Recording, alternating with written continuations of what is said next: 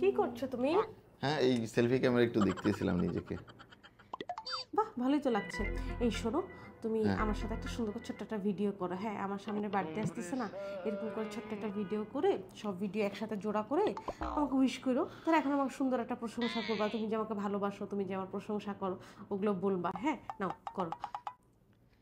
Hello guys, এটা হলো আমার বউ, যে হলো আমার সব ধরনের মাথা ব্যথার কারণ। কথা সত্য।